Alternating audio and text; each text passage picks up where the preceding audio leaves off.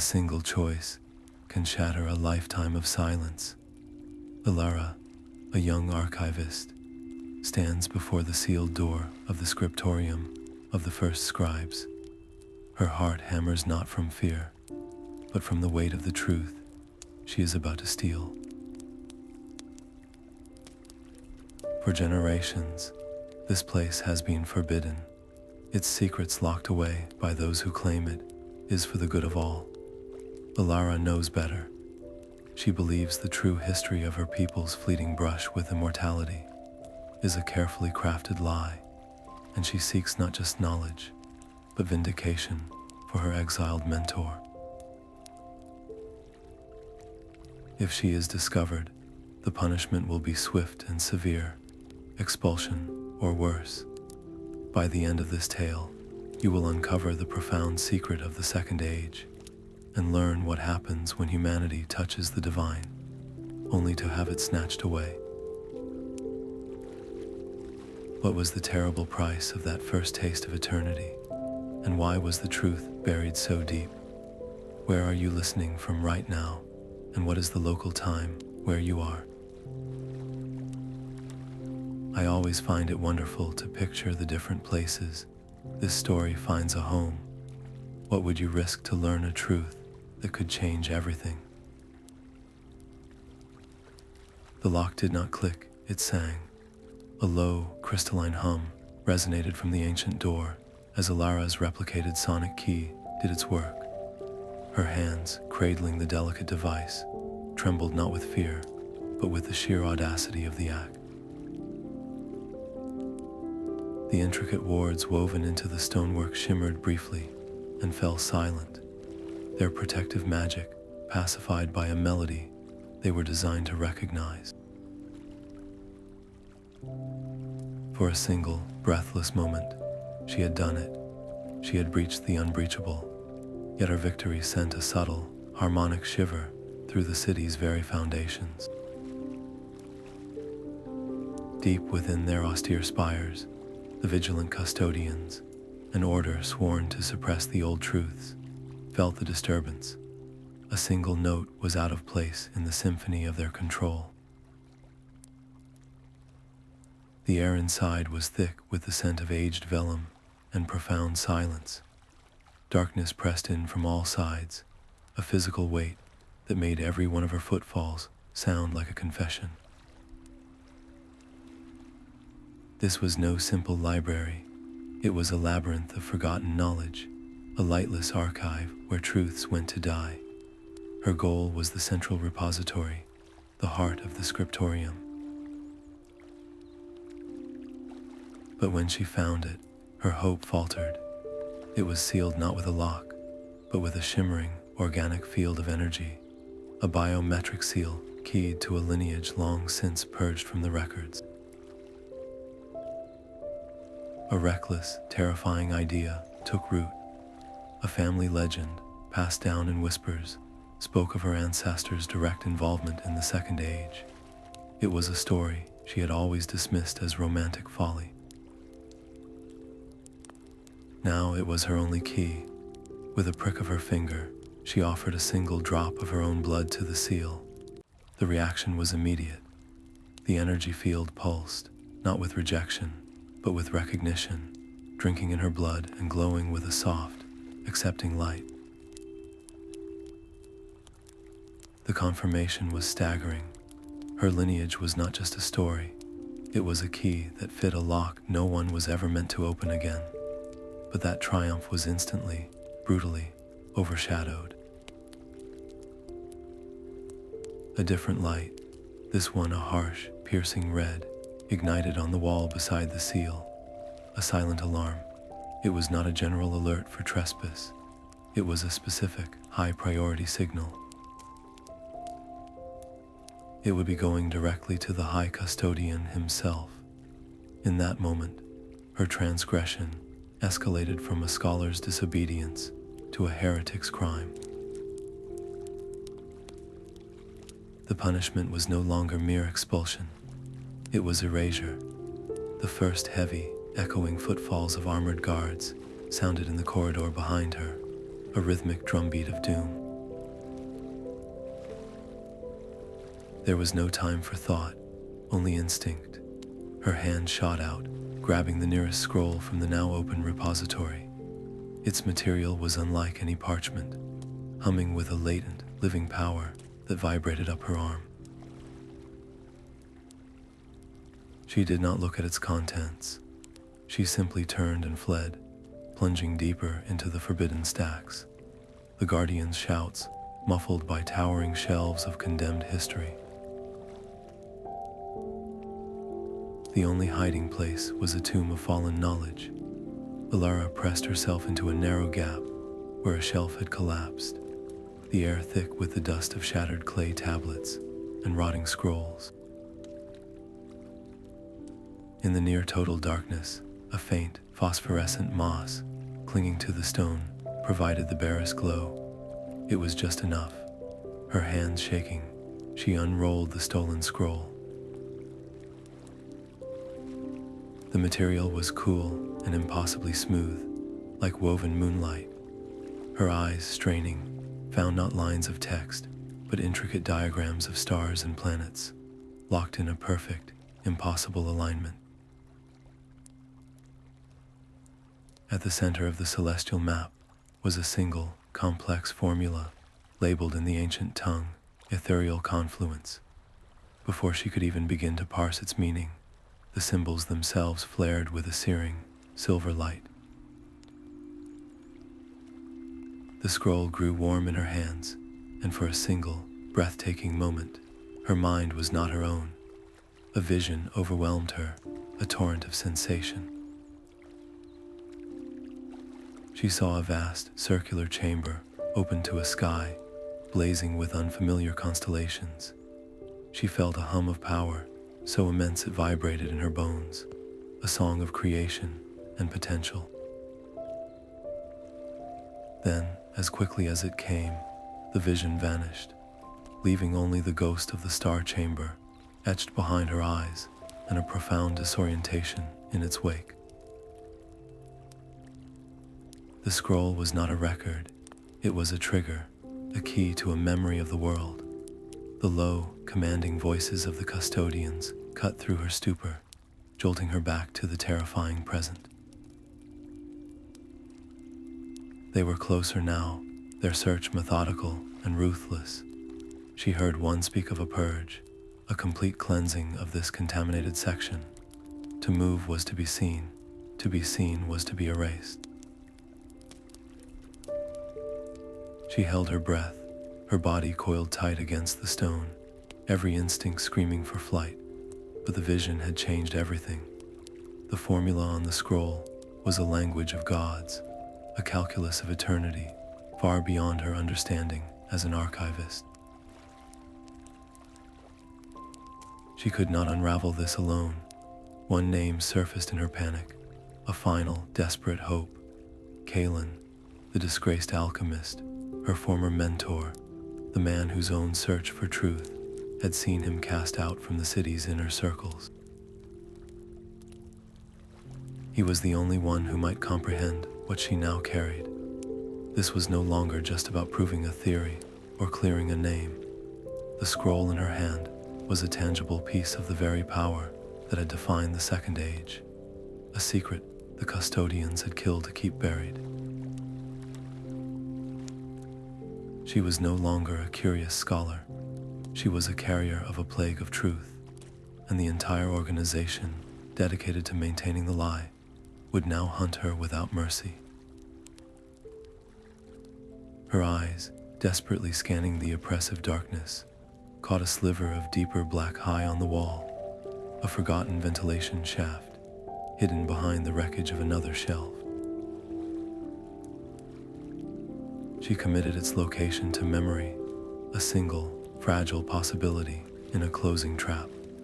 Her flight would have to be immediate, her path through the shadows flawless, for any chance of reaching the city's outskirts, and the one man who could help her understand what she had truly stolen.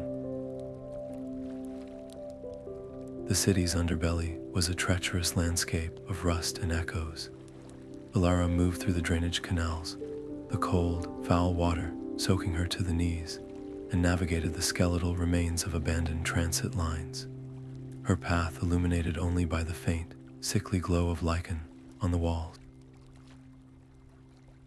Every shadow seemed to hold the shape of a pursuer, every distant clang of machinery a signal of her discovery. Finally, she emerged into the derelict alchemist's quarter, a place of boarded-up windows and the ghost of chemical fumes. She pounded her fist against the reinforced door of Kalin's workshop, the sound desperate and hollow against the pervasive silence. The door opened a crack, revealing a single, wary eye set in a face deeply etched with the bitterness of exile. Kalin's initial expression was pure, undiluted anger. "What are you doing here?" he hissed, his voice a dry rasp. "You will bring them down on me." But his fury faltered as Elara, wordless, thrust the humming scroll into the narrow gap. The moment his eyes fell upon the shimmering, otherworldly script, his entire demeanor shifted. The anger drained away, replaced by a scholar's keen, almost hungry interest. He pulled her inside, bolting the door with a series of heavy, final-sounding thuds. Their conversation was a frantic, husked exchange in the cluttered workshop, surrounded by dormant alembics and dusty folios. He demanded to know everything, from her breach of the scriptorium to the blood seal and the vision.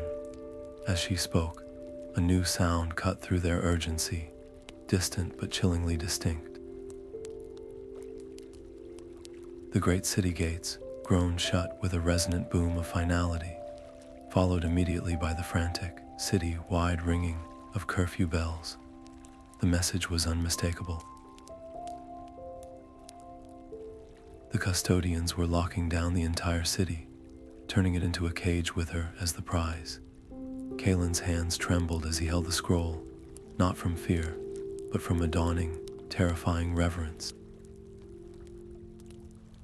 "This is no forgery," he whispered, his voice filled with awe. "This is authentic etheric script. I have only ever seen fragments." In that moment, a lifetime of cynical isolation fell away, overpowered by a force greater than his fear, a burning academic curiosity mingled with a profound desire for redemption. He looked from the scroll to Elara's terrified face and made his choice. "I am with you," he said, the words a solemn vow. With that decision, their fates were irrevocably fused. Elara's solitary quest had just transformed into a fledgling rebellion, and the custodians now had two primary targets to hunt. Kalin immediately spread the scroll beside his own hidden, heretical texts, his fingers tracing the celestial patterns with a practiced eye. His brow furrowed in concentration. The formula speaks of a catalyst, a source of immense power to initiate the confluence, he murmured, his voice low with excitement. "The texts call it the Heartstone." He looked up, his eyes meeting hers, and all my research points to one possible location, the sunken ruins of the first city. The night bled into dawn within the workshop's cramped confines, lit only by the scroll's soft silver glow. Hunched over the impossible material, Elara and Kalin worked in frantic silence, their minds racing to decipher the celestial calculus. The breakthrough came not with a shout, but with a shared, horrified gasp. The formula was not a recipe for a potion or an elixir. It was a blueprint for a ritual, a grand celestial alignment requiring three distinct artifacts to function. The first was the Heartstone, the catalyst of immense power Kalin had mentioned. The second was a Lens of Solaris, a device to focus the energy, and the third was a conduit, a vessel of pure, unbroken lineage, through which the power would flow. Elara's hand instinctively went to the tiny, healed prick on her finger, Her blood had opened the seal. Her lineage was not just a key to the past, it was an essential component for the future. Their quest had instantly transformed. They were no longer just scholars seeking to understand a hidden truth. They were now artifact hunters, tasked with reassembling the very engine of the Second Age. This new purpose came with a chilling cost. Kalin's face was grim as he explained that merely seeking the Heartstone was a capital offense. The Custodians did not guard the sunken ruins of the first city out of mere historical preservation. They preached that the place was a festering wound of corruption, a source of the very madness that ended the Age of Glory, and that any attempt to return was the highest form of heresy. The danger was no longer just theoretical, it was carved into the law of the land. Elara looked from the ancient scroll to the face of her exiled mentor, the weight of their task settling on her shoulders like a physical burden. They could not hope to find the sunken city on their own. "We need a guide," she stated, her voice steadier than she felt. "Someone who knows the lands beyond the walls. Someone who can navigate the treacherous marshlands that guard the coast." The path itself is a labyrinth. Kalin nodded slowly, a name surfacing from the depths of his exiled knowledge. "Lyra," he said, "an independent cartographer who lives on the very edge of the Great Marsh. She makes maps so detailed they are considered contraband, and her disdain for the custodians and their laws is the stuff of whispered legend.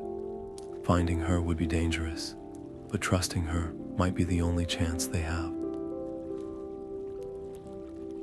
With this decision, their rebellion took its first concrete step into a wider, more dangerous world, moving from the hidden space of a forgotten workshop to the vast, unforgiving landscape of the wilds, where every shadow could hide a hunter, and every step could lead them closer to a truth that was never meant to be found.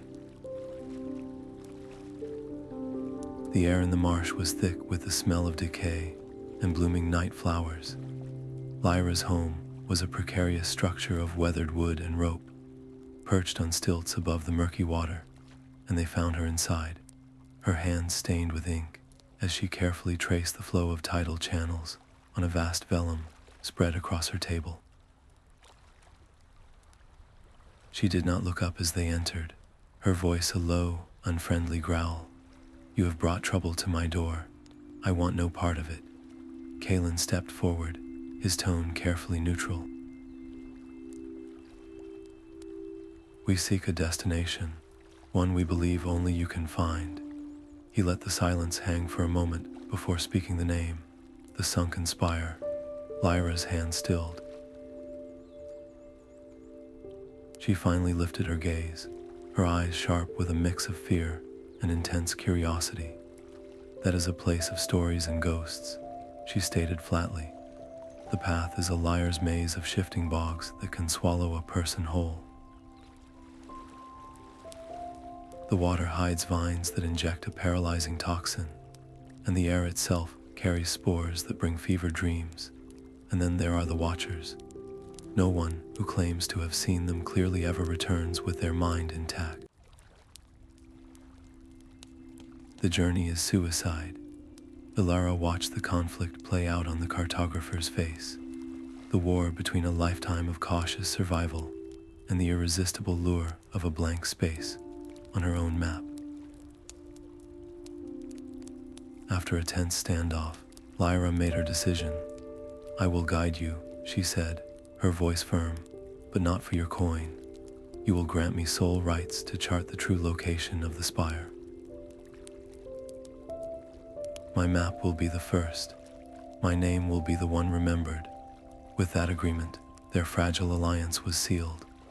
The solitary fugitives were now a party of three, a scholar, an alchemist, and a guide, each driven by a different hunger for truth, redemption, or legacy. Together, they began loading Lyra's narrow, flat-bottomed skiff with supplies, the vessel rocking gently in the black water. As they secured the last pack, a pale, greenish fog began to coil through the cypress trees, its glow faint and unnatural. It did not drift like ordinary mist, but crept with a chilling purpose, silently swallowing the known paths behind them and shrouding the treacherous way forward in an eerie, luminous veil. The skiff cut a silent, black path through water thick as oil. Lyra stood at the prow, her pole dipping without a sound, her eyes reading currents and submerged hazards invisible to the others. Elara and Kalin watched the banks, their vigilance fixed on the pale, humanoid shapes that moved with them just inside the tree line. These were the Watchers, beings of condensed light and the green, glowing mist itself. They did not walk so much as drift, their forms shimmering in and out of solidity, their featureless faces turned always toward the boat. They were pacing the intruders, a silent, spectral escort into the heart of the labyrinth. The air grew cold in their wake, a chill that had nothing to do with the marsh. Then one of them simply glided forward, passing through the solid wood of the hull as if it were smoke. It did not look at Kalin or Lyra. It moved directly for Elara, its form coalescing before her. There was no attack, no physical touch. Its presence was the weapon. A wave of absolute despair crashed over her, so profound it stole her breath. It was not her own despair. It was a borrowed, ancient sorrow, laced with fragmented memories that were not her own. She saw a glimpse of the star chamber from her vision, but now it was cracked and dark. She felt the shattering agony of a promise broken, the taste of divinity turning to ash in 1,000 mouths. A name, Lorien, echoed in her mind with the weight of a world ending. The emotional onslaught was so violent she staggered back, her balance lost at the skiff's edge. Only Kalin's quick grab at her arm kept her from plunging into the dark water. The Watcher dissipated, but the damage was done. Elara trembled, gasping, the ghost of that shared failure clinging to her soul.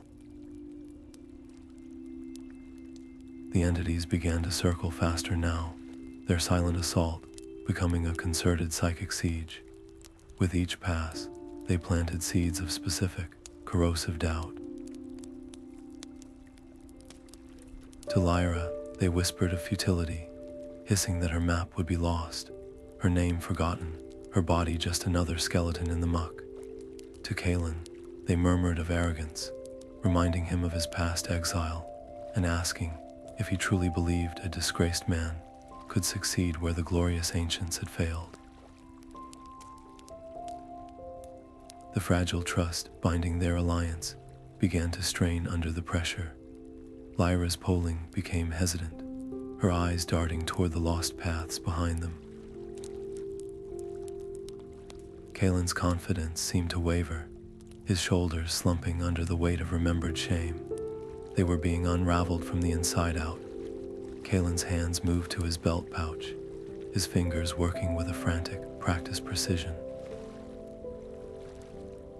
He mixed powders from small vials, grinding dried marsh minerals with a crystal focus. "This is not for harm," he whispered, his voice tight. "Their forms are bound to this place, to the mist and the light. We cannot fight a memory, but we can disrupt the medium that gives it shape." He poured the mixture into a shallow clay dish. "On my mark, everyone, close your eyes." He struck a spark from his flint. The resulting flash was not of fire, but of pure, searing white light. It was a sun born for a single second in the heart of the gloom. The Watchers recoiled as one, their forms shredding like smoke in a sudden gale. Their silent screams felt as a pressure in the mind, rather than heard in the air. The intense light had scorched the mist itself away, creating a temporary pocket of clarity. In that moment of stunned silence, the true horror of their nature became clear. These were not monsters. They were echoes, the final, tormented impressions of the men and women who had stood where Elara hoped to stand, who had reached for eternity, and in their failure, become trapped in the aftermath. The danger was far worse than they had imagined. It was a preview.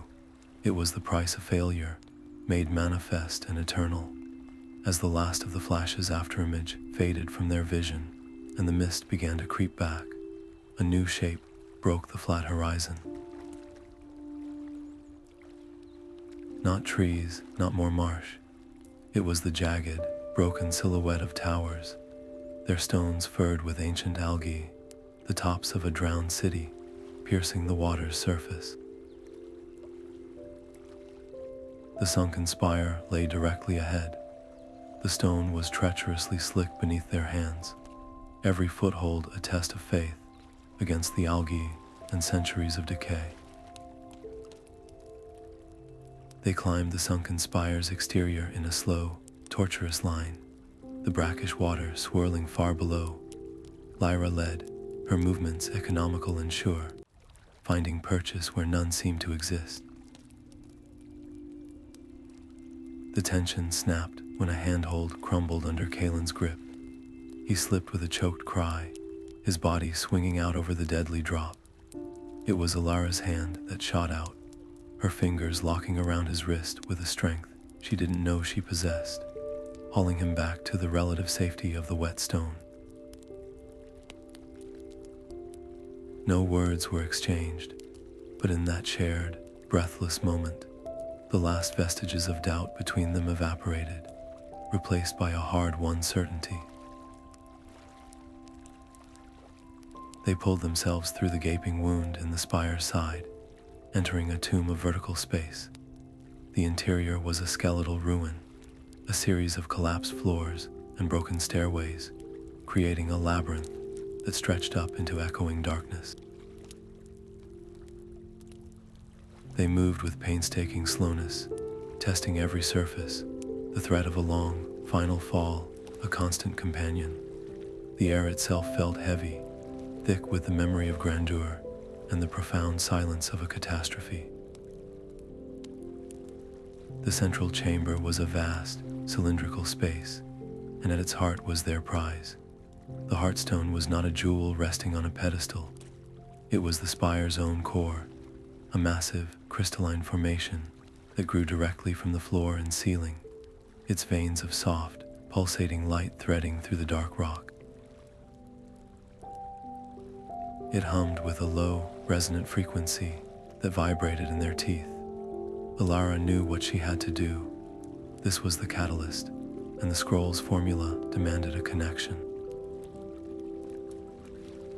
Stepping forward, she ignored Kalin's warning murmur and pressed her bare palm flat against the cool, smooth crystal.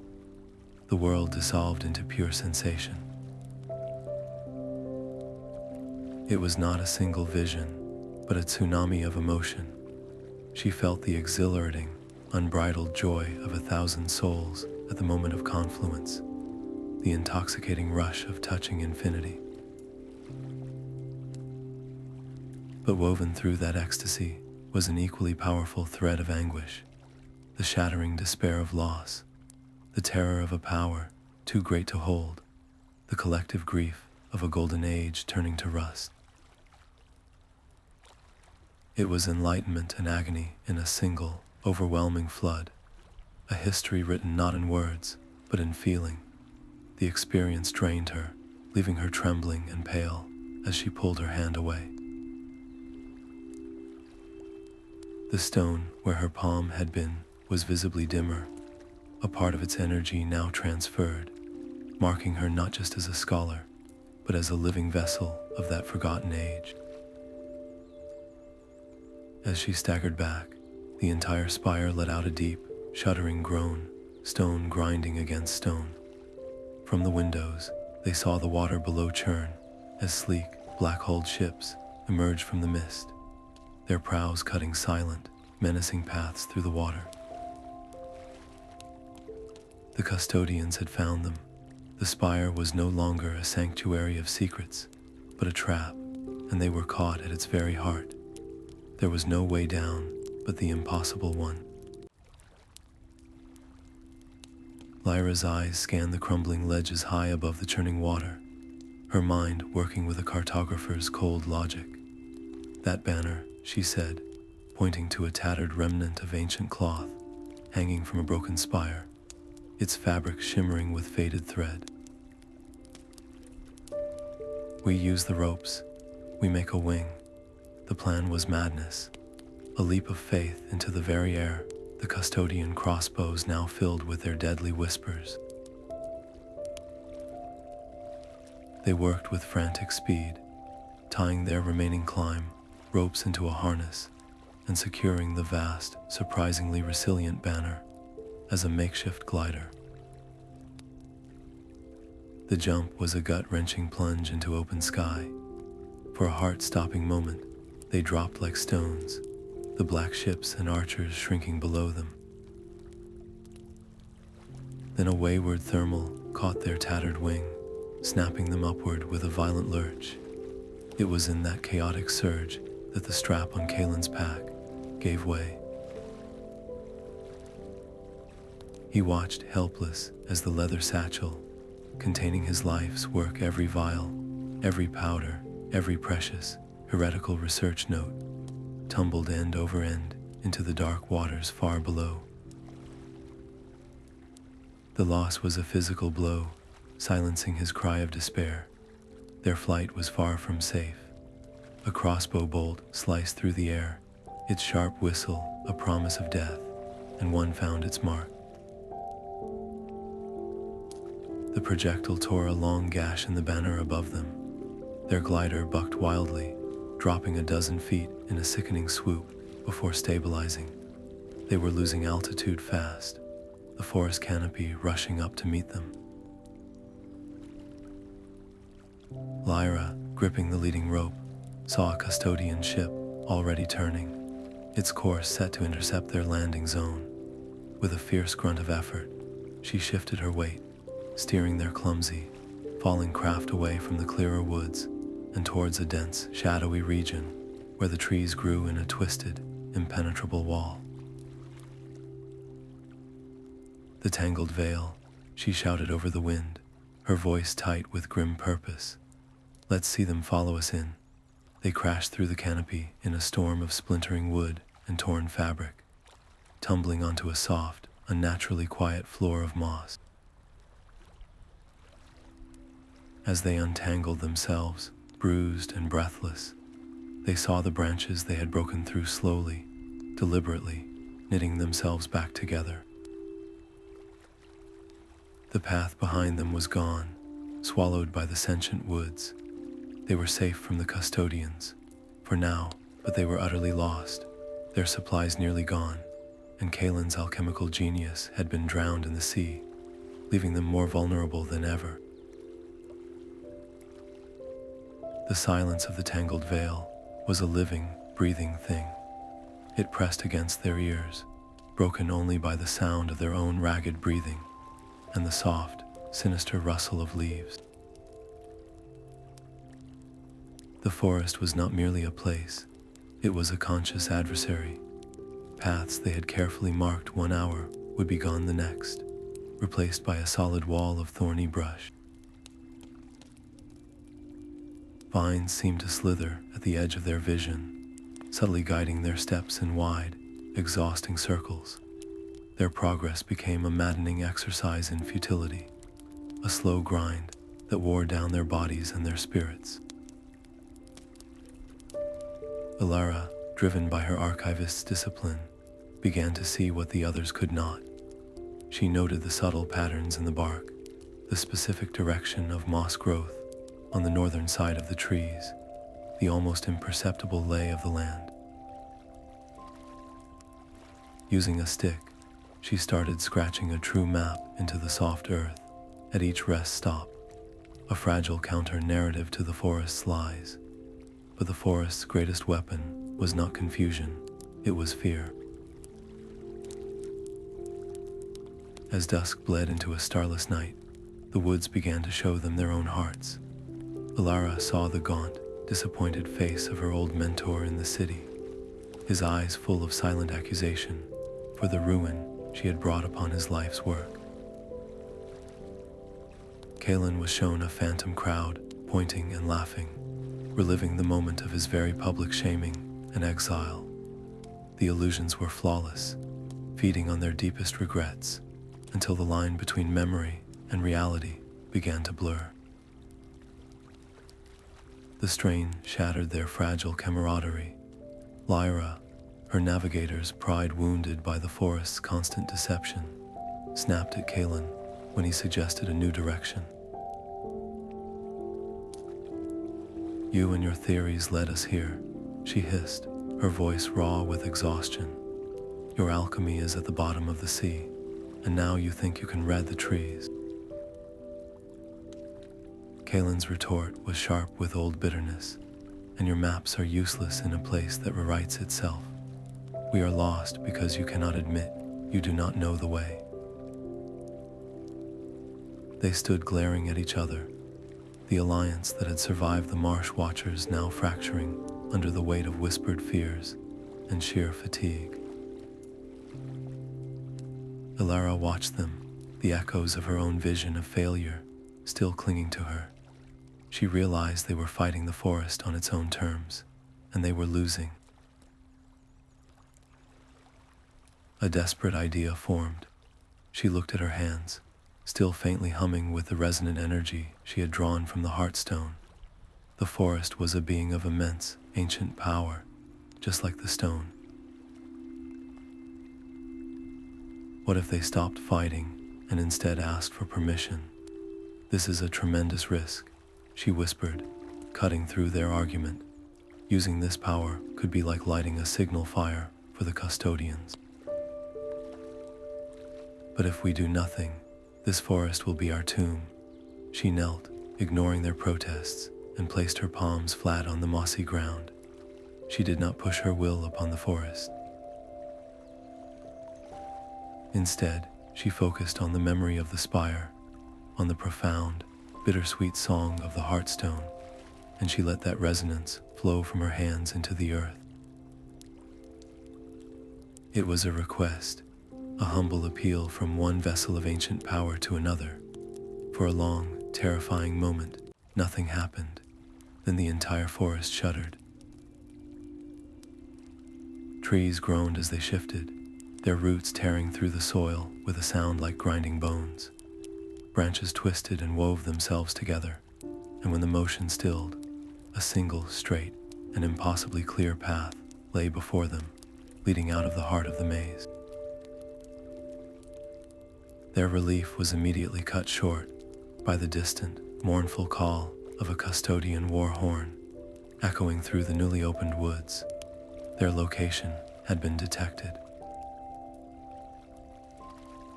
The path carved by the forest's grace ended at the mouth of a cavern that glittered with a cold, interior light. Inside, the air hummed with a sound like 1,000 tuning forks, and the walls were not stone, but a forest of living, pulsing crystal. At the center stood the oracle, a towering formation of shifting prisms that reflected not their faces, but flickering glimpses of their own memories. A voice, not heard with the ear but felt in the mind, spoke. "You seek the lens, a worthy query, but knowledge has a price, a memory of equal value, a piece of your past, given freely, to be absorbed into my lattice forever." The demand hung in the air, more terrifying than any physical threat.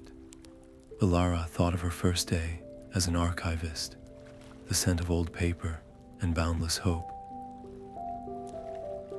Lyra clutched the memory of completing her first true map, a moment of pure, personal triumph. To surrender such a moment was to erase a part of who they were. Their hesitation was a poison in the chamber. The crystalline entity began to lose patience. With a low grind, the cave entrance started to contract, great shards of crystal sliding together like a closing jaw. They were running out of time, trapped between the loss of self and the failure of their quest. It was Kalin who stepped forward, his face a mask of grim resolve. He looked at the oracle, then at his own hands, the hands that had once held the vial that changed everything. "I offer the memory of my magnum opus," he said, his voice steady but hollow.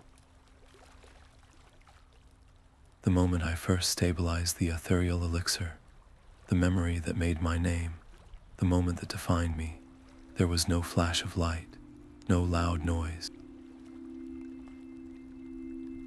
One moment, the memory was his, a core part of his identity. The next, it was simply gone. The oracle's crystals flared with a brilliant, satisfied blue, and the cave entrance froze, half-sealed. But Kalin staggered back as if struck.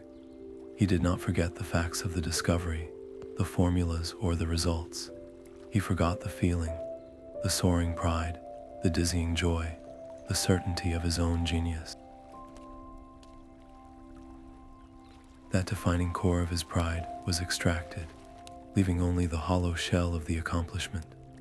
The light seemed to go out of his eyes, and new lines etched themselves around his mouth.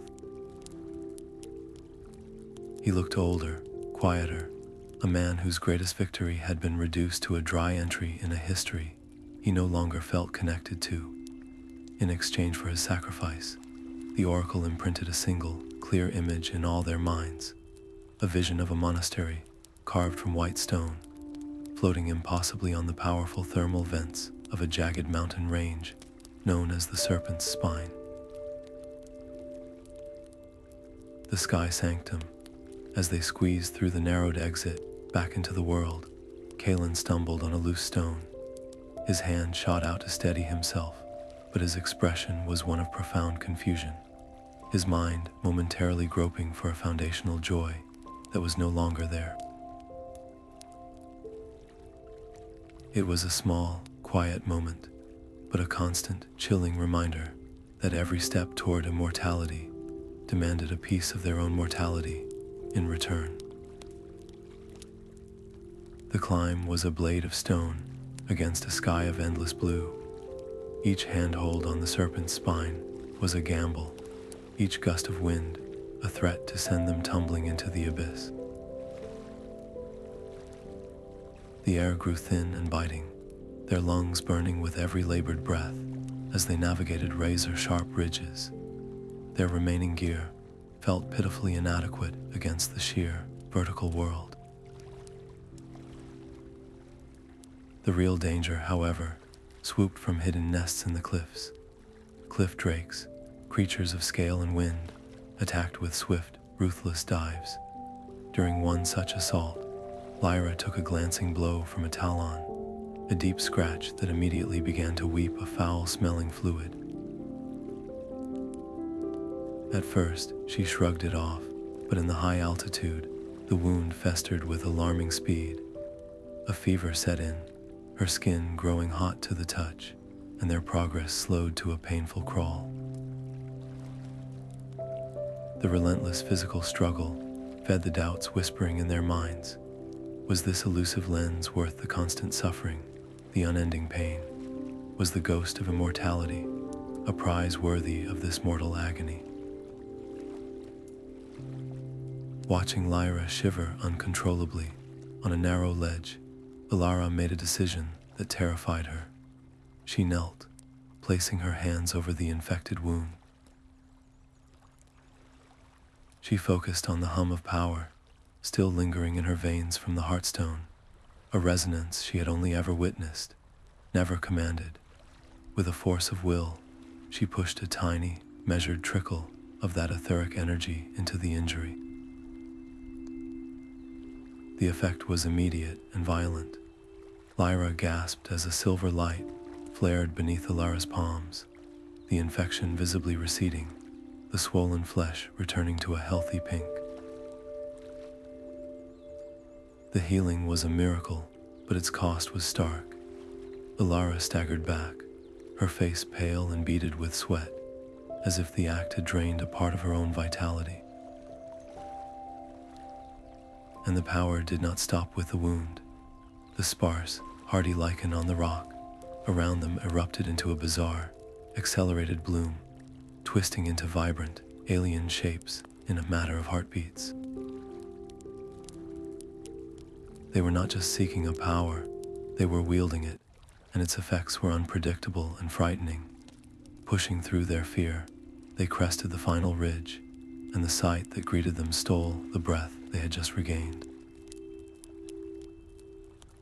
The Sky Sanctum hung in the air before them, a complex of elegant white structures balanced with impossible grace on powerful, roaring geysers of steam.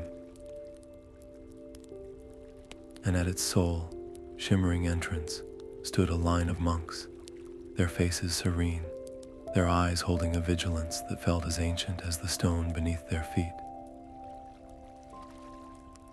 The monks were as still and silent as the mountain peaks around them. They called themselves the Keepers of the Balance, and their patient eyes held a deep, weary sadness as they listened to Elara's desperate plea. They did not deny the existence of the Lens of Solaris. Instead, they affirmed its immense power, the very power to focus the raw energy of the stars, and explained that this was precisely why it could never be entrusted to a world that had already fractured under such a burden once before. Their refusal was not born of malice, but of a solemn duty to prevent a second cataclysm. They offered sanctuary, a place of safety from the custodians, but the group quickly realized this safety was a gilded cage. Their every movement within the serene, open-air courtyards was shadowed by silent, observant monks, a gentle but unyielding prison. Elara tried logic, laying out the historical imperative with the precision of an archivist. She argued that understanding the past was the only way to heal its wounds, that hiding from the truth was what allowed the custodians' lies to fester. Her words seemed to wash over the keepers like mountain mist, leaving no impression. Kalin, stripped of his pride and his tools, attempted a different approach. He spoke of alchemical principles, offering fragments of his remaining knowledge in a futile barter for their trust. The keepers listened politely, even nodded at his insights, but their refusal remained absolute. The artifact was a responsibility, not a relic for trade. Cornered and out of options, Elara remembered a passage from the scroll, a single line about an ancient rite of petition. She stood before the abbot, her voice clear and steady despite the fear clawing at her throat.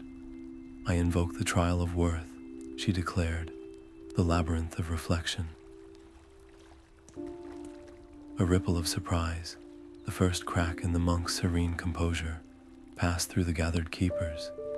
The abbot studied her for a long, silent moment, his gaze seeming to weigh the very substance of her soul. He agreed to her request, but his warning was chilling. "The trial," he explained, "does not test your strength or your intellect. It tests the root of your desire itself. Failure is not mere ejection from our home. It is the permanent severing of your will to pursue this goal. Your quest would simply cease to be a part of you, a psychic erasure more complete than any physical death." With her companions held back by a wall of silent monks, Elara was led alone to a secluded garden. At its center stood a simple, unadorned stone archway. But within the archway was not a garden path. It was a swirling, silent nebula of captured light, a vortex of shimmering color that promised neither entrance nor exit, only profound transformation. Taking a final, steadying breath, Elara stepped through the arch and into the swirling uncertainty. The world dissolved into a cascade of shimmering memories. One moment, Elara stood in the garden. The next, she was a child again, her small fingers tracing the forbidden symbols in her mentor's book. The choice was presented with crystalline clarity: to speak up and report the heresy, earning praise and security, or to remain silent and nurture the spark of curiosity. In the labyrinth of reflection, she lived both paths. She felt the hollow comfort of the obedient life, the quiet days in the archives where the greatest risk was a paper cut, a life of safety that slowly suffocated her spirit. She consciously, painfully, chose the path of silence again, embracing the danger that had defined her. A new scene unfolded, a vision of staggering beauty and profound horror. She stood in the star chamber of her dreams, the confluence complete, the power of eternity coursing through her. She had won, but the victory was a prison. She watched impassive as Kalin aged and turned to dust before her unblinking eyes. She saw Lyra's great-grandchildren live and die in the span of a single, uninterested thought. The world changed, civilizations rose and fell, and she remained, a permanent, unfeeling statue in the river of time. This was the ultimate cost, the detachment that true immortality demanded, a sentence of watching everything you love crumble to nothing, over and over, until you no longer remembered how to care. The horror of that future did not make her renounce her quest. Instead, it forged a new purpose within her, tempering her ambition in the cold fire of that terrible vision. She did not want that power for herself. The very thought was a desecration. She stood in the psychic space of the labyrinth, her voice echoing with a newfound conviction. "I do not seek this for myself," she declared to the unseen judges. "I seek to reclaim this knowledge so that all of humanity can learn from our ancient failure. We must have the choice to face this power with wisdom, not fear, to understand it rather than bury it. Our goal should not be to become gods, but to learn why we failed when we tried." Her words, a selfless clarification of intent, were the key that shattered the illusion. The labyrinth of shifting memories and terrible futures dissolved around her, not with a crash, but with a soft sigh, like a held breath finally released. She stumbled forward, back into the mountain garden, the cold, thin air a shocking relief. The archivist was gone. In her place stood a steward. The abbot observed her, his ancient eyes holding a glimmer of hard-won respect. He did not speak of her victory. He simply gave a slow, solemn nod. "You have passed the trial not by seeking power, but by understanding its burden. Come." He turned, his robes whispering against the stone, and led her away from the garden, not toward the living quarters, but deeper into the heart of the floating sanctum, toward the vault that held their most sacred charge. The Lens of Solaris was a disk of polished crystal, no larger than her palm, yet it felt as heavy as a mountain in her hands. Its weight was not of stone, but of time itself.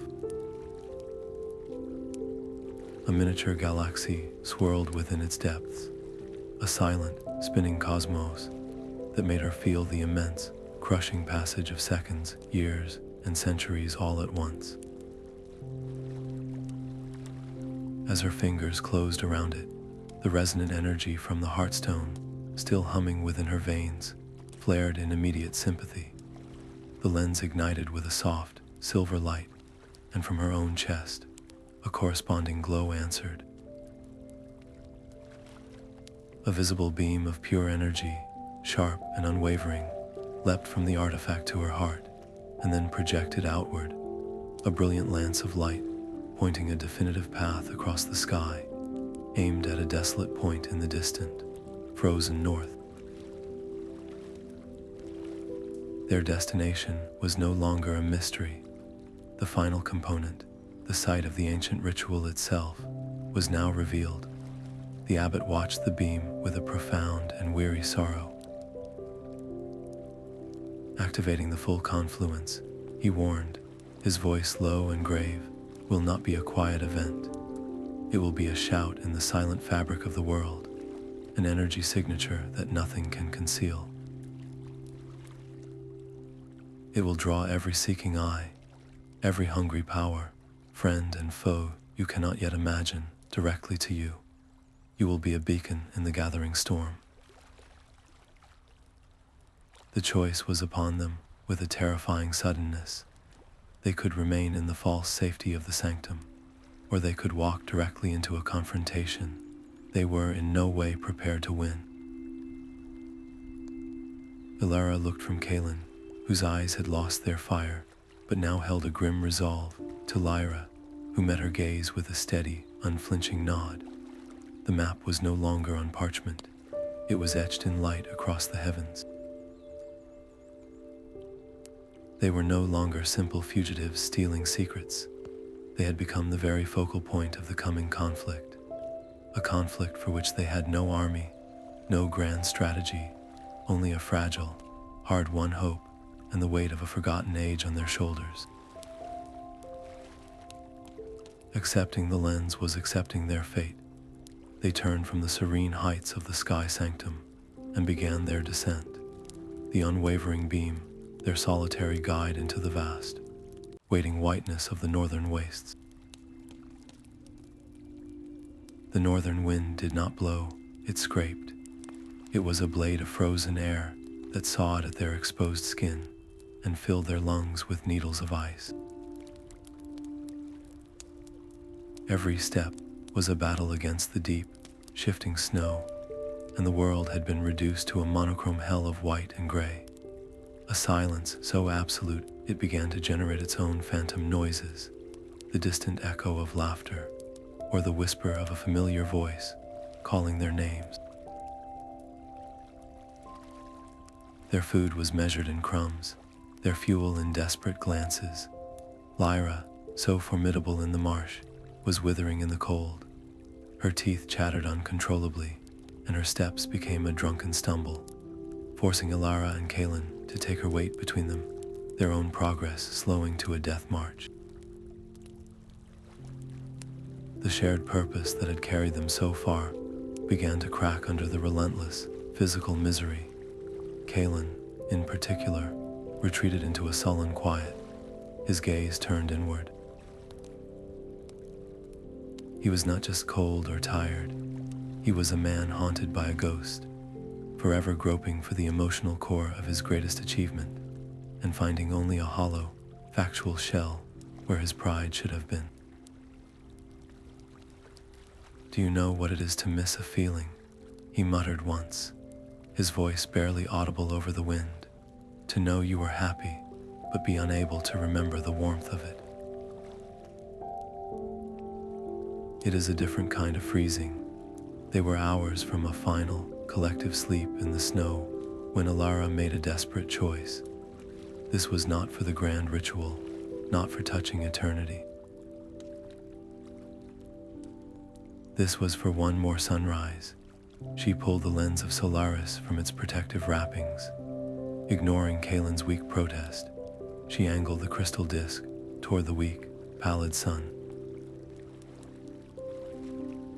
She focused not on power, but on essence, on the simple, fundamental idea of warmth. A pinprick of brilliant, concentrated light appeared on the snow before them. It did not blaze, it glowed, a circle of golden heat, no larger than a shield. They huddled over it, their stiff, numb hands outstretched, feeling the life-giving warmth seep back into their frozen bones. It was a miracle of pure survival, but the act cost Elara dearly. She slumped forward, her vision spotting, as if the small use of the power had drawn directly from her own life force. And in the vast, white silence, that tiny point of focused sunlight was a flare. On a high ridge to the east, a glint of polished obsidian armor caught the light. A scouting party of custodians, their faces shielded against the gale, had seen it. They were already moving, beginning their swift, sure-footed descent toward the exhausted group. As Elara struggled to her feet, the beam from the lens, trembling in her weak grip, dipped toward the ground. Instead of reflecting off the snow, the light pierced it, revealing what lay beneath not as solid ice, but as a perfectly clear, impossibly thick pane of crystal. And through that crystal, they saw it, an ornate archway of carved stone, its entrance sealed by ages of frost, leading down into the heart of the ice. Their destination had been under their feet the entire time. The archway did not lead down, but into a space of impossible stillness.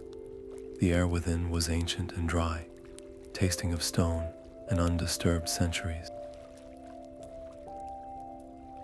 The chamber was a tomb, but not of a person. It was a tomb for a dream.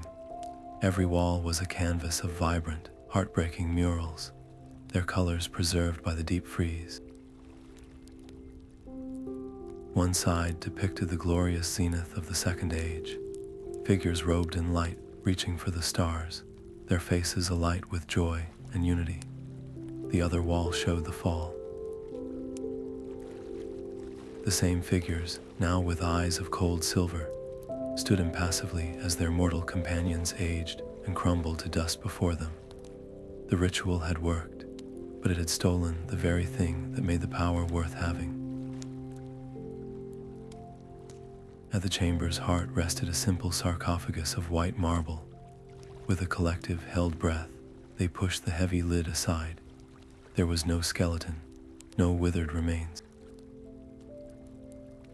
Nestled on a bed of faded velvet lay the final artifact, a circlet of woven silver, so finely made it seemed to be liquid moonlight, frozen in a perfect circle. This was the conduit. Elara's eyes moved from the circlet to the murals, her archivist's mind piecing together the terrible, final clue. The flaw was not in the ritual's power, but in its vessel. The conduit acted as a filter, and it was imperfect. It could transfer the essence of eternity, but it stripped away the bearer's connection to the fleeting, emotional world of mortals in the process. The immortal beings of the Second Age did not fall to madness or evil. They simply ceased to care. The weight of the revelation settled on her, cold and absolute. Her bloodline was not just a key, it was the essential component. The conduit was meant for her. The choice was no longer academic. It was terrifyingly personal. To attempt the ritual with their new understanding was to risk becoming one of the emotionless figures on the wall, a permanent, unfeeling sentinel in a world of temporary lives. Yet, to leave now was to surrender, to let the custodians bury this truth once more and condemn humanity to never learn from its most profound failure. The potential for a corrected immortality, one that preserved the soul, was a prize worth any risk. As her fingers brushed against the cool silver of the circlet, a deep rumble shook the chamber. With a thunderous crash, the archway they had entered through collapsed, sealing them in the tomb. The sound was immediately replaced by another, the frantic, heavy pounding of armored fists against the other side of the new wall of rubble. The custodians had arrived.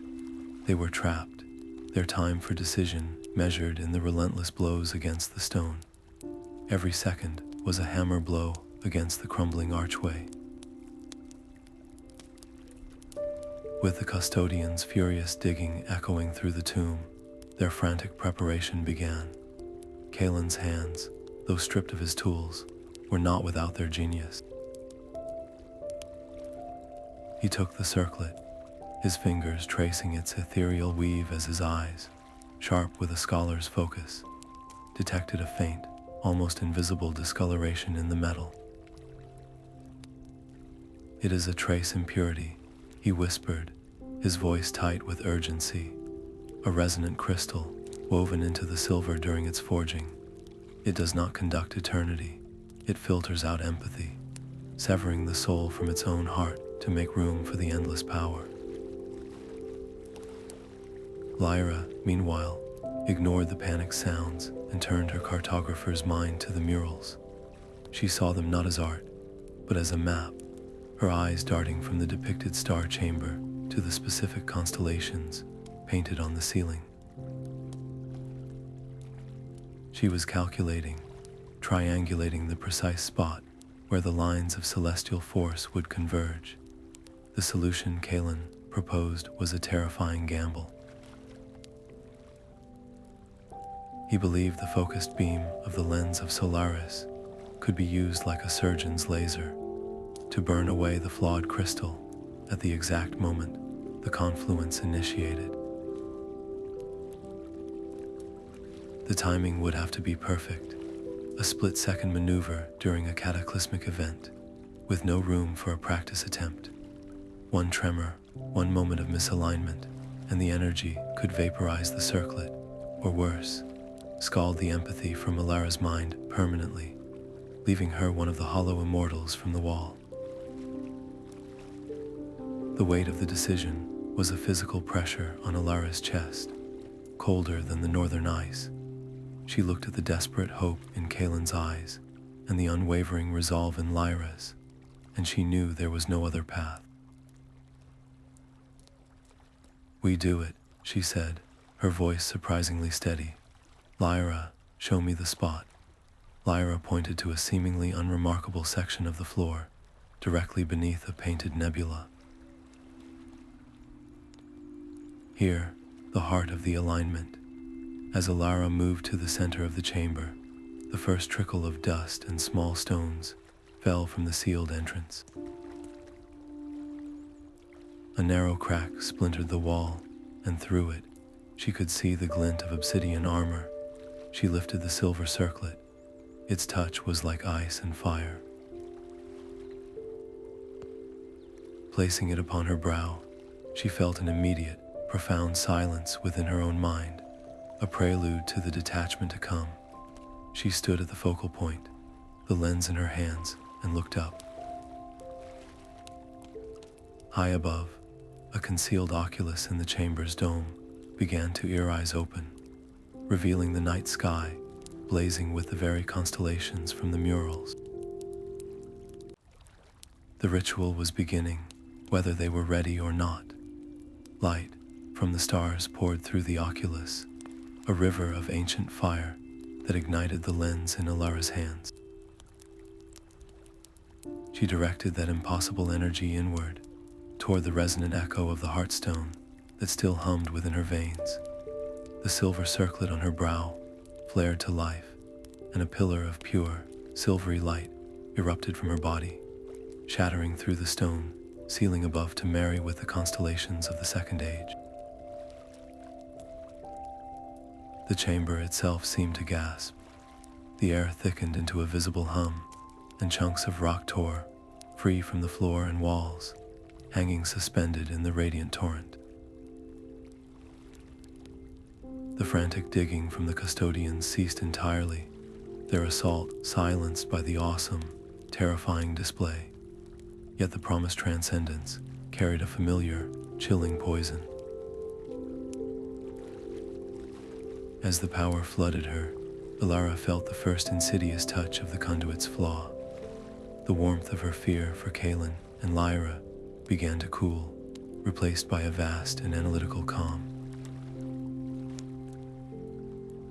Their faces, etched with worry, started to feel like points in an equation, their lives mere brief flickers in an endless timeline. Her love for them, the very force that had driven her this far, was being systematically erased by the artifact meant to grant her power. This was the moment. Kalin, his movements precise despite the maelstrom, hurled his last remaining vial into the base of the brilliant pillar. It was not a weapon, but a catalyst, a desperate alchemical key, forged from memory and theory, designed to seek out and bind with the flawed crystal woven into the circlet. His entire life's work, lost and remembered, was distilled into that single, flying glass shard. The gamble was absolute. The margin for error was non-existent. If his timing was a fraction of a second early or late, or if his calculations were wrong, the consequence would not be mere failure. The volatile energy of the confluence would reject the interference, cascading out of control in a release of force that would not just destroy the tomb, but annihilate everyone and everything within it. The light swelled, consuming all vision and sound, until the world became a single, silent, blinding white. The world returned not with a roar, but with a single, resonant chime. Kalin's desperate catalyst did not shatter the circlet, it healed it. A delicate, golden latticework bloomed across the silver band, a visible web of light that sought out and vaporized the flawed crystal impurity, just as the full, crushing tide of the confluence descended upon Elara. The chilling detachment that had begun to hollow her out shattered like glass. In its place came a flood of sensation, so vast it threatened to erase her completely. She was no longer just Elara. She was the baker in the distant city, feeling a surge of pride at the perfect loaf pulled from his oven. She was the lead custodian, his mind a fortress of grim duty and fear of the unknown power he sought to contain. She was Kalin's quiet grief for a lost memory and Lyra's fierce, protective hope. Every joy, every sorrow, every quiet thought within a radius of miles poured into her, a roaring ocean of consciousness that drowned her own small voice. Her sense of self, the singular I that had defined her entire life, strained at its seams, threatening to dissolve forever into this boundless empathy. To contain this, to pull it all inside and become its sole, immortal vessel, was the obvious path, the one the ancients had taken. It would make her a god. But a god is isolated, a permanent observer set apart from the very world it loves. Elara understood this with a clarity that pierced the chaos. She could not, would not, become that.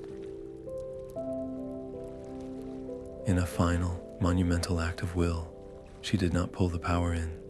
She pushed it out.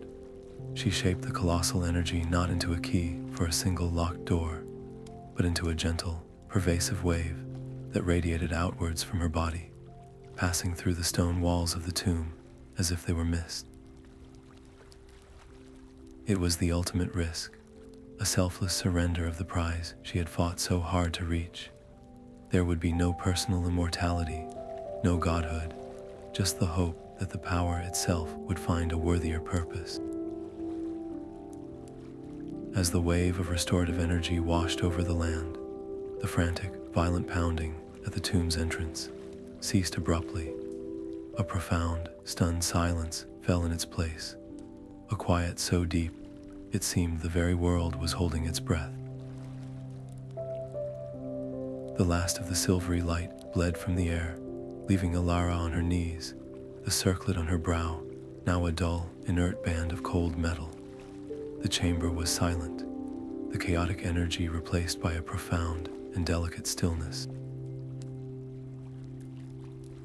Where the collapsed entrance had been, a clear opening now stood, and framed within it were the custodians. But their weapons were lowered, their postures slack with a confusion that had melted into pure, uncomprehending awe.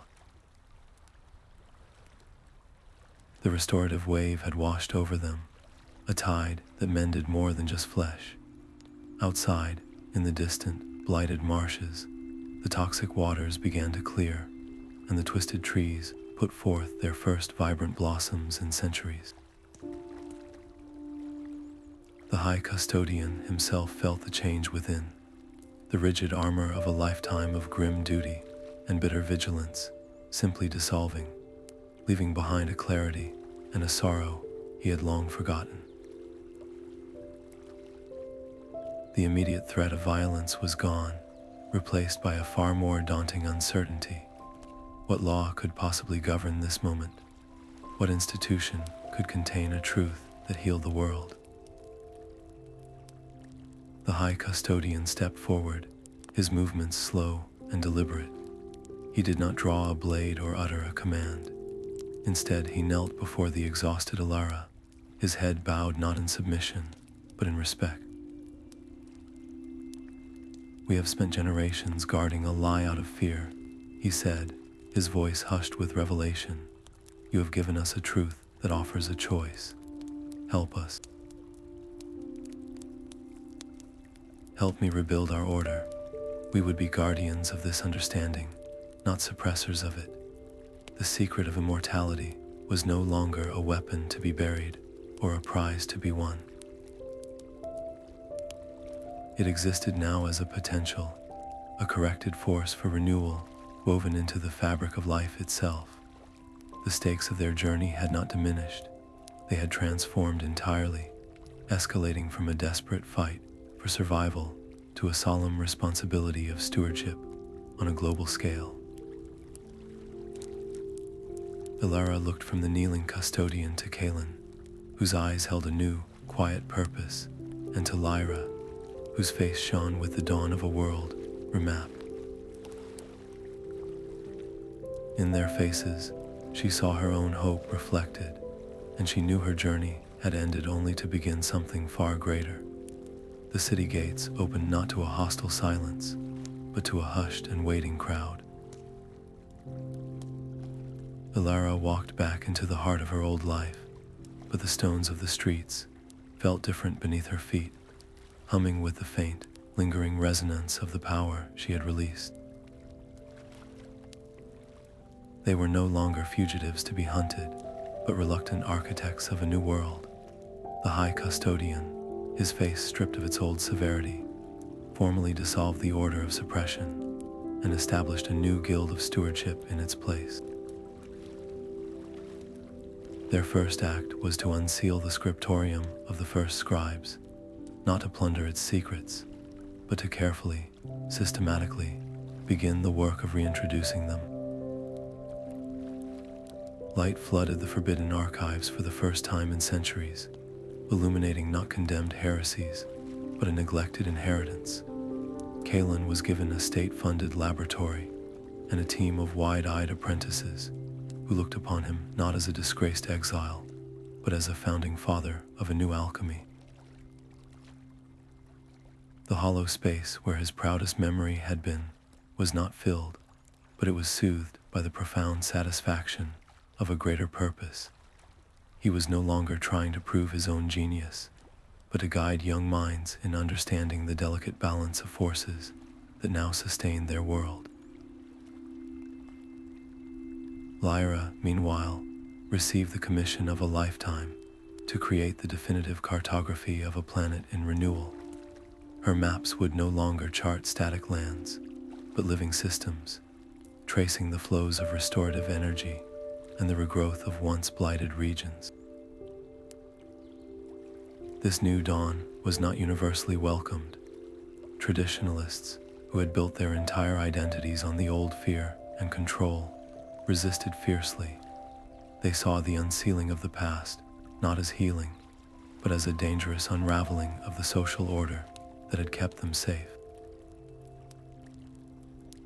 Every scroll translated, every lecture given, required exhausting diplomacy and unshakable patience. Elara found herself tested not by physical danger, but by the slow, grinding resistance of entrenched belief. When the new council offered her a high seat of political power, a position to shape policy directly, she surprised them all by declining. She believed that the truth, raw and unvarnished, was best served from the stacks and reading rooms, not from the compromised negotiations of the throne room. Her influence would be one of quiet guidance, not decrees. The work of ushering in this fragile age was a never-ending task, a constant vigil against the human tendencies toward both fear and reckless ambition. One afternoon, Elara carefully placed the now inert artifacts into a public display at the Scriptorium's entrance. The Lens of Solaris was dull, the conduit a simple silver circle, the Heartstone a quiet crystal. They were no longer sources of power, but powerful reminders. As her fingers left the cool glass of the case, she felt a profound shift. This was not an ending to their story, but the first, tentative word of a new chapter, written by generations yet to come. The choice was absolute and terrifyingly simple. She could pull the roaring ocean of celestial power into the vessel of her own being, sealing herself as the sole, eternal guardian of the Second Age's legacy. The promise was a seductive whisper in her soul, offering the strength to never feel weak again, to never know loss, to watch over her friends and the world for all time. But in that same instant, the murals in the tomb flashed behind her eyes, a stark warning of the hollow sentinel she would become. She felt the chilling detachment begin again, this time threatening to permanently sever the fragile, beautiful threads that connected her to Kalin's quiet sacrifice and Lyra's unwavering loyalty. To accept this power for herself was to lose the very reasons she had sought it. Every memory of their shared struggle crystallized into a single, clarifying truth. The ancients did not fail because their ritual was flawed. They failed because their intent was selfish. They sought to elevate themselves above the mortal condition, to escape the very chaos and beauty of fleeting lives. The true secret, the lesson written in the ashes of their golden age, was that power without compassion is a curse, and immortality without connection is the most profound prison imaginable. Her will coalesce not around taking, but around giving. With a final, agonizing push against the tide of eternity, she did not draw the energy in. She shaped it with all her hope and all her love for the broken world and cast it outward. The pillar of light did not collapse into her. It exploded from her in a silent, shimmering wave that passed through stone and flesh and time itself. It was not a transfer of power, but a release, a gift. She felt the immense pressure of the confluence leave her, and with it went the tantalizing promise of personal godhood. In its place, she was left kneeling on the cold stone, utterly mortal, more vulnerable than she had ever been, and yet completely, profoundly free. The wave of renewal washed across the land, not as a conquering force, but as a gentle, pervasive correction. It was the ultimate sacrifice, trading a throne among the stars for a chance to heal the ground beneath her feet, forever redefining the quest for eternity, not as a search for endless life, but as a commitment to a meaningful one. Sunlight now poured through the once sealed windows of the scriptorium, illuminating dust motes, dancing in the warm air like gold. The silence of forbidden knowledge had been replaced by the gentle murmur of scholars and the soft rustle of open pages. Elara walked through the heart of this new world, her footsteps echoing not in a tomb, but in a sanctuary. The world had not become a place of ageless beings, for mortality remained its tender, defining frame. Instead, the crushing fear of the end had been gently soothed, replaced by the profound understanding that every life was a thread in a vast, shimmering tapestry of shared existence. The wave she had released did not grant endless time, but it deepened the meaning of the time each person had. In his new laboratory, Kalin's laughter echoed as a young apprentice, for the first time, successfully stabilized a healing solution. The joy on the student's face was a sensation Kalin could feel fully, a new memory of triumph that began to fill the quiet, hollow space left by the one he had sacrificed. He was not trying to reclaim his lost pride, but was building a new legacy, discovery by discovery. Far beyond the city walls, Lyra's maps were no longer contraband, but essential guides. Explorers used them to navigate to the newly bloomed valleys in the once blighted marshes, charting not just geography, but the very recovery of the world. Her name was being remembered, not for a single, secret location, but for helping an entire civilization rediscover its home, and the custodians, once clad in oppressive armor, now stood as quiet guardians at the scriptorium's doors, their vigilance turned outward to protect the free flow of knowledge from any who would seek to twist it again. Their purpose had been purified from suppression to stewardship. Elara paused before a simple glass case at the center of the main hall. Inside, resting on a bed of dark velvet, lay the 3 artifacts. The Lens of Solaris was a dull, clear disk, the conduit a simple circle of silver, the Heartstone a quiet, dark crystal. They were inert, their world-shaking power now a part of the atmosphere, a gentle hum in the background of life. She placed her palm flat against the cool glass, feeling not the thrill of power, but the weight of memory. She had not gained eternal life. She felt the familiar ache in her knees after a long day, the pang of fleeting sadness, the mortal limits of her own body. And yet, within those limits, she had found a profound and unshakable peace. The journey had cost them all dearly, in blood, in memory, in comfort, and in old certainties.